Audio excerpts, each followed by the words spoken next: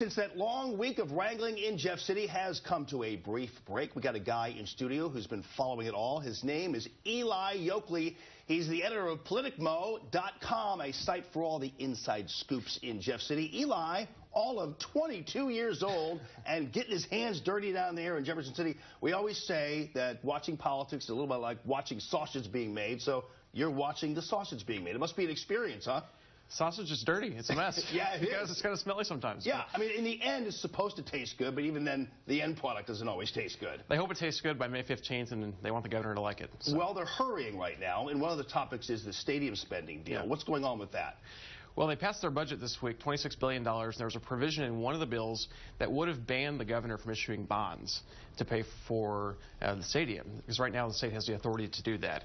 Some conservatives here don't believe that the governor should have the authority to spend $200 million without a vote of somebody. That language was cut out. It was a big deal. Into the morning on Thursday, they left about 2 a.m. because they were wrangling to get the votes on that, trying to find a deal to make it happen. Ultimately, that language was taken out.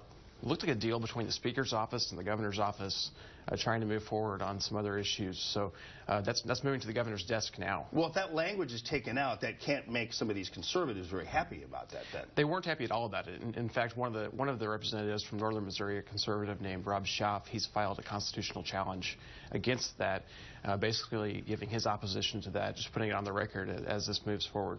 Now, what the nature of that particular deal, though, why would the Speaker of the House be making any kind of deal with Nixon when they really don't have to? I mean, they even have enough votes to override any veto of his. I mean, I thought the power was with the Republicans and namely even the conservatives there.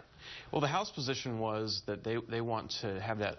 They believe that Missouri could be in trouble with its AAA credit rating. Some lawyers have made that case to them this week that if Missouri can't pay those bonds, that it might put our state in trouble. So that's why they wanted to make sure the state had the authorities to do that. Now, you broke this particular story. This is about the governor's race, all right? And keep in mind, this guy's 22 years old, all right? He's still going to college, but you're doing a great job. Yeah. PoliticMo is a great website, by the way. So you broke this story about noticing some of the Schweik donations actually going to John Brunner, yeah, even though Brunner has not officially announced, but those donations are going to, some of them, to John Brunner. In the last quarter, the Schweik campaign began to give quite a bit of money back to some of the donors that had given to him for the governor's race before he committed suicide. And whenever John Brunner opened up his campaign on April 1st, he has an exploratory committee thinking about a run for the office.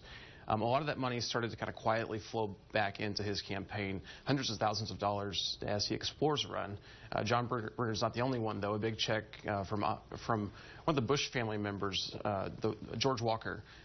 He gave a big check to Eric Greitens, another guy looking at a run for governor's race, too. Yeah, Greitens, a lot of people, it's a buzz about his potential candidacy. Now, interestingly enough, we talked to Catherine Hanaway yesterday, and she indicated that she was also getting some of the Schweik donations as well. And apparently there was a battle for some of these donations. It's a huge battle. And the concept here being that these donations were refunded to the donors. Right. There's a number of candidates looking at this. Mike Parson, a guy from Southwest Missouri, is thinking about a run. He's kind of close to some of those Schweik guys. Peter Kinder has his own connections. He's thinking about a run, too.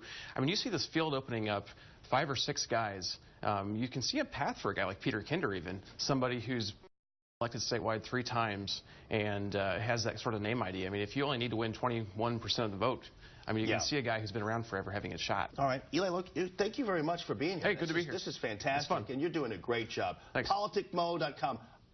I know it's PoliticMo, but I desperately want to call it PoliticMo.com, if you don't mind. Just for my own lip's sake. But thank you very much. Yeah, good to be here. Good to meet you. Yeah. So to